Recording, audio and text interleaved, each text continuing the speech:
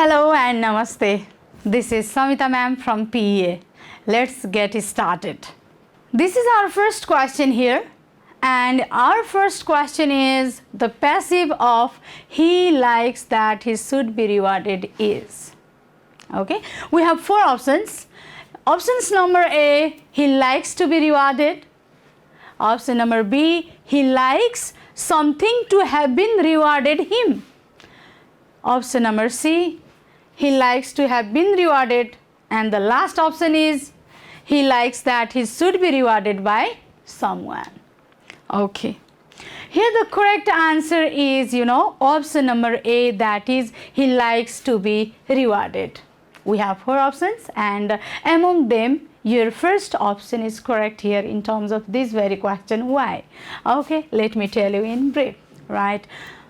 Okay, he likes something to have been, okay, our first options is he likes to be rewarded, which is correct. Okay, I will tell you the logic behind it later on. First of all, let's explore option number B. He likes something to have rewarded him. This is grammatically incorrect sentence. That's why this is not the passive transformation of he likes that he should be rewarded.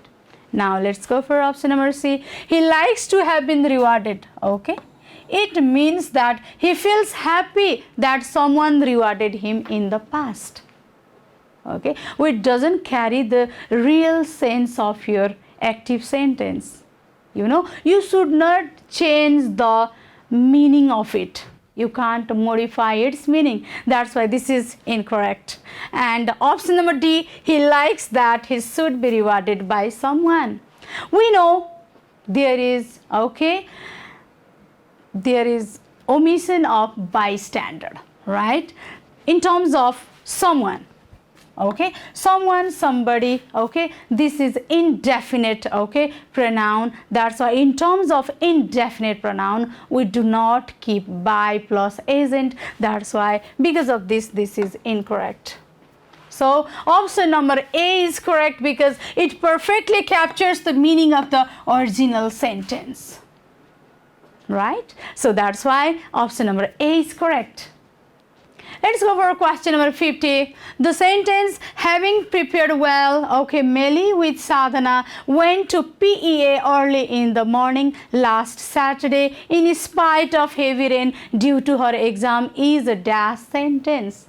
Is it a simple sentence or complex sentence? Or this is a compound sentence? All right, we have four options: simple, complex, compound, and mixed. So let me tell you, this is a simple sentence because it contains only one independent clause, right? One subject Melly and one verb, that is went, or we can say it has only one subject, and one predicate which stands for verb. Okay, now let me say you something. Having prepared well, it is a phrase, right? It is a phrase. So your subject is Melly and you have your one verb, that is went. So if you have one subject and just one verb, then it stands for simple sentence. That's why simple sentence is the correct option here.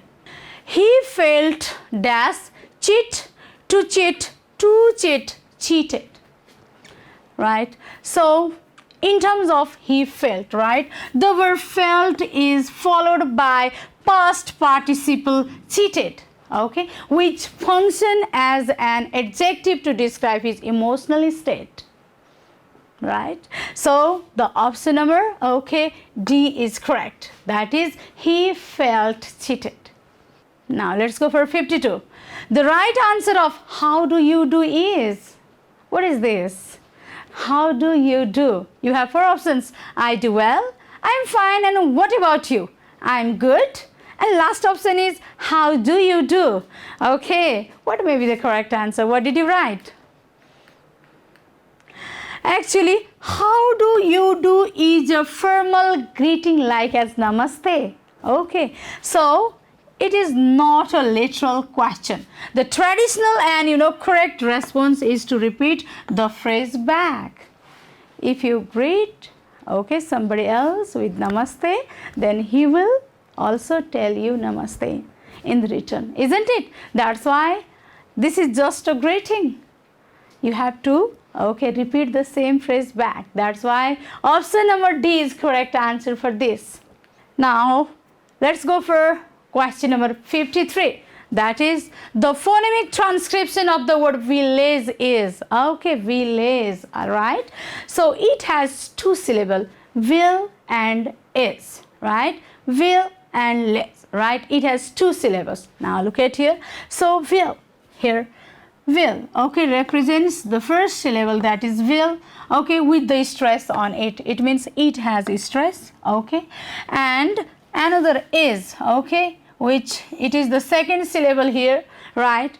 And so the correct answer is, okay, number A. The phonemic transcription of the word village is none other than option number A, which has two syllables, right?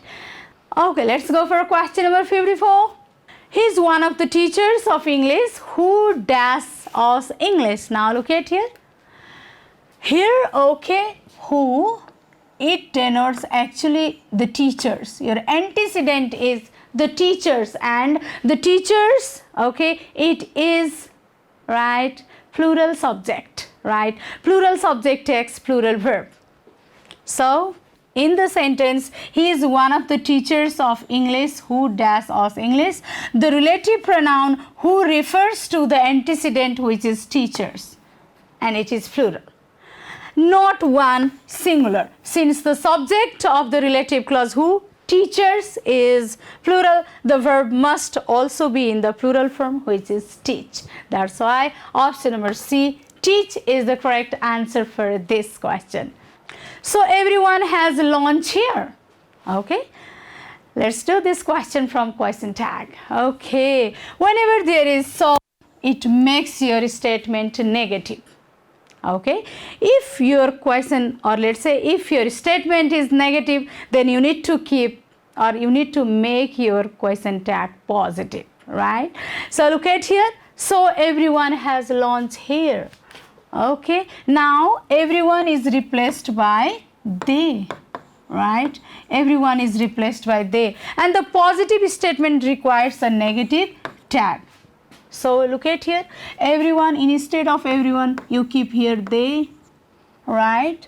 And this whole statement is negative. Now you are going to make a positive question tag, right? And has lunch, has plus noun or noun phrase, okay. If you have this type of condition, then you know has is singular, that's why you need to keep, all right, does.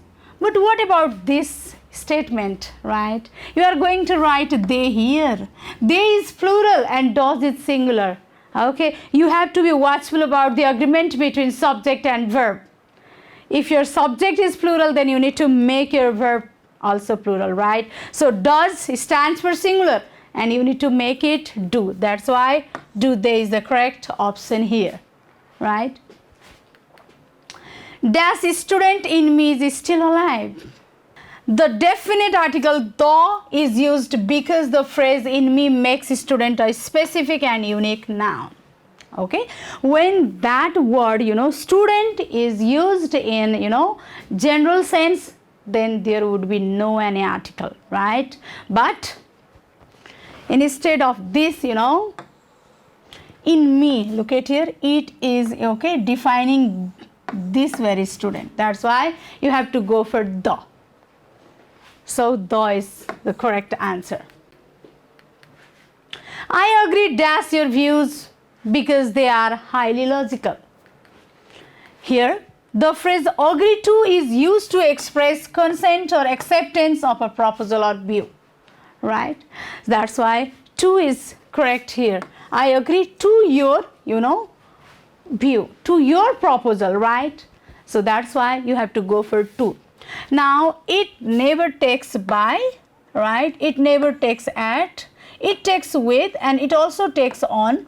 If on is here, okay, you have to go for on, but there is no option on, that's why we have given a tick mark to 2. She said, shall I prepare tea for you?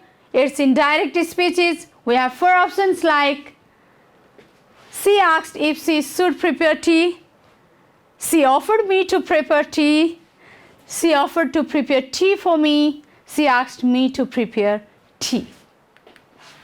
Now, shall I is a common way to make an offer, right? And in indirect speech, this is best reported using the verb offered. That's why we keep here offered. All right. So offered by, or let's say followed by an infinitive, means to plus verb. The pronoun you changes to me. Now look at here. Why A is wrong? Okay. She said, shall I prepare tea for you? Yeah, this question is from interrogative. Okay, so interrogative questions, okay, here you have to keep your conjunction either if or whether. So this is correct. She asked if she. This is correct. But in terms of statement, you have to write would.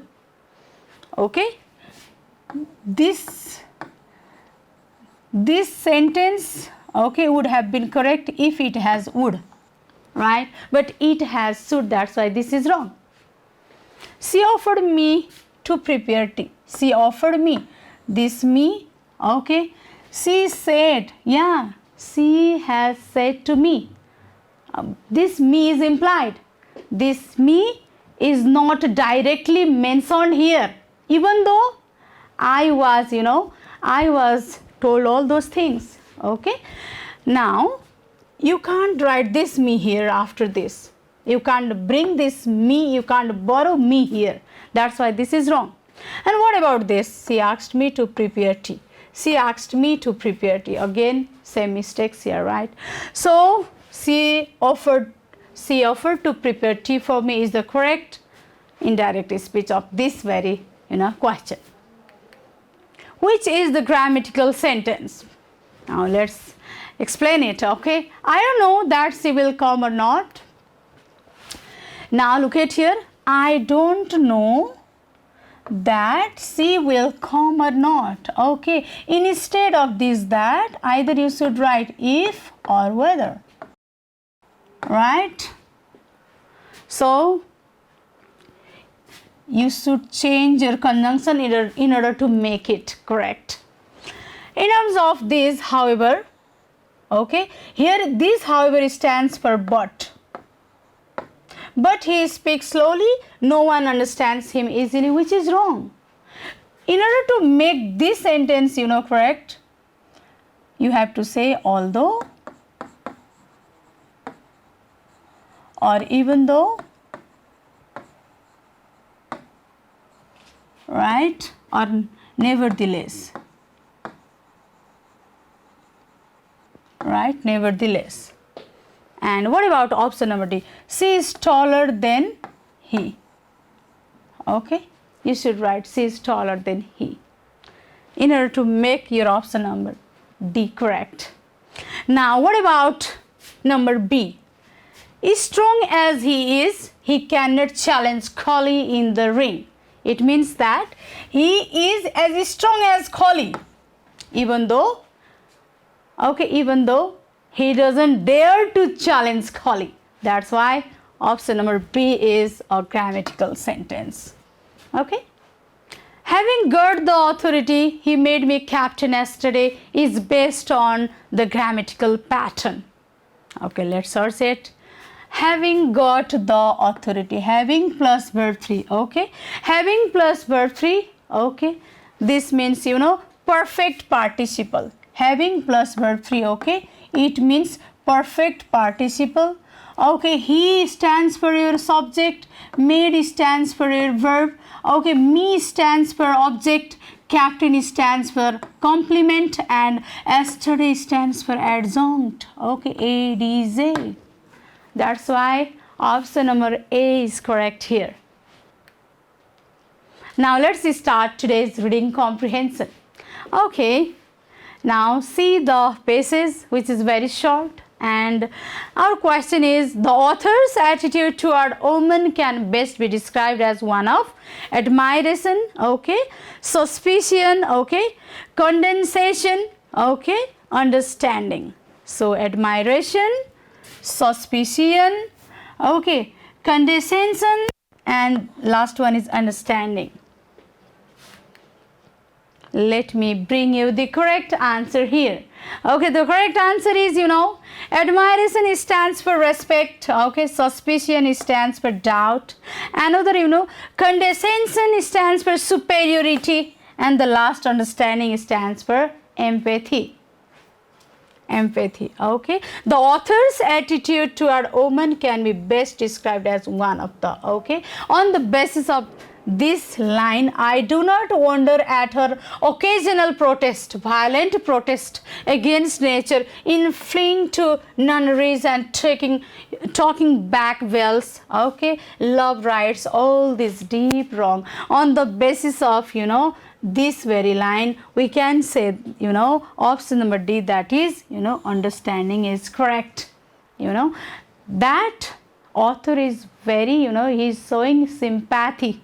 All right, he is being very, he has a sense of understanding towards this woman who is a central character here in this reading passage. So in fleeing to nunneries and talking black veils, it stands for going to live as nuns to escape the world. Yes, that very central character wants to leave the world. Okay, she is not happy, she is very sad. So she wants to be away from this, physical world. All right. That's why writer has, or let's say the author's attitude towards women can best be described as one of understanding. Without love, what does the author, purport to be the state of woman in this world? What is meant by purport? Okay. Intention, or let's say main. Okay, main idea. And you have 4 options. In a piteous state with little alternative but to be sought for our pleasure, held in lofty esteem, adorned much by nature with a raw beauty, bubble to be greatly appreciated and gifted beyond compare, a candidate of pleasure greatly sought particularly as. Now, okay, what is the meaning of, this very line? Look at here. It means to say that character, that woman is very desperate. Okay, held in lofty esteem, adorned much by nature with a raw beauty. Okay, it means majesty or noble. Option number C, it means extraordinary. Okay, extraordinary. And the last one, it means desirable. So without love. Now see, without love, what does the author purport to be the state of woman in this world? Woman will be happy if she gets love from her beloved, right? That's why now in this, in this very passage, she is very desperate. That's why in a piteous state with little alternative but to be sought for her pleasure, which means desperate. That's why option number A is correct. Let's go for question number 99. Okay, question is, according to the passage, plausible remedies to ward off being sought only for pleasure include. Okay, your options: number A, marrying to gain a rightly state as warranted by nature. What does it mean? Okay, it means that nature itself seems to be in conspiracy. And what does your question, talk?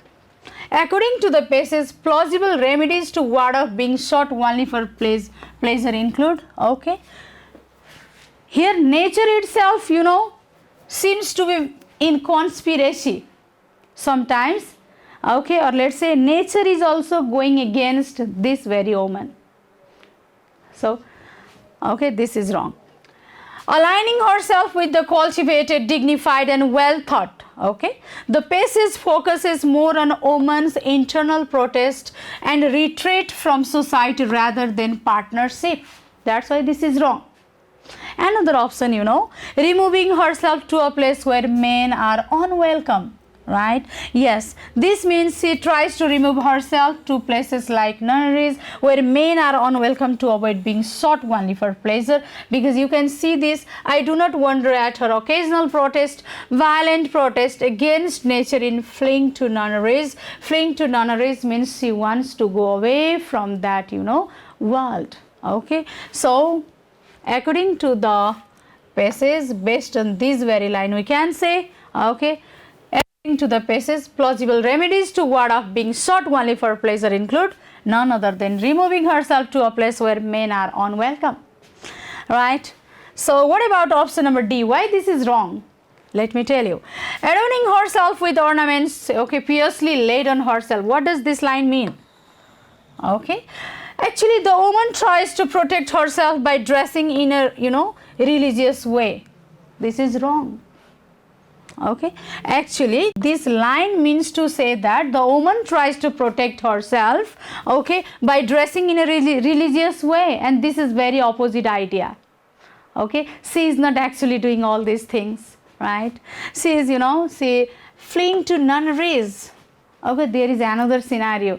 That's why, okay, on the basis of this very idea, we can say removing herself to a place where men are unwelcome best fits for this question. Now let's do question number 100, right? So the phrase savage pursuers in line 6 refers to, we have 4 options, and first option is men who would provide love and stability. Potential suitors who would provide wealth and happiness, men who do not easily give up once they discover the woman they love, men who would not provide love and strip her of dignity.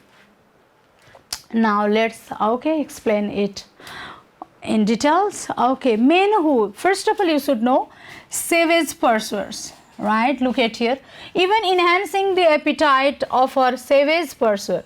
Actually this is the phrase, by these fine ornaments she has piously laid on herself. Okay, on the basis of this very line we need to find out the real meaning of the phrase savage pursuers, and we have 4 options. Men who would provide love and stability. See, this is talking about very positive sense, right?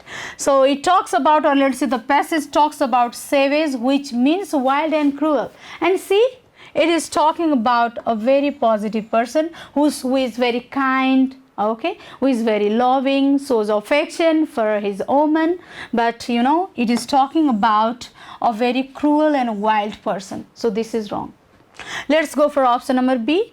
Potential suitors who would provide wealth and happiness, right? Again, see, wealth and happiness are positive traits, but but the savage pursuers are driven by lust, not interested in the woman's happiness. That's why this is also wrong. Option number C, men who do not easily give up once they discover the woman they love. Again, this very option is very, very positive in nature. Your phrase is totally, negative in sense. That's why positive sense, negative idea. This doesn't match. Let's go for option number D. Men who would not provide love and strip her of dignity. What is meant by this? Is clearly, you can visualize it, but what is the meaning of strip her of dignity? Okay, strip her of dignity means to treat someone in a way that removes their sense of self-worth, respect, and humanity. Okay, on the basis of this idea we can undoubtedly say that men who would not provide love and strip her of dignity is the real meaning of savage pursuers. So this much for today. We'll see you next week with new question. This much for today.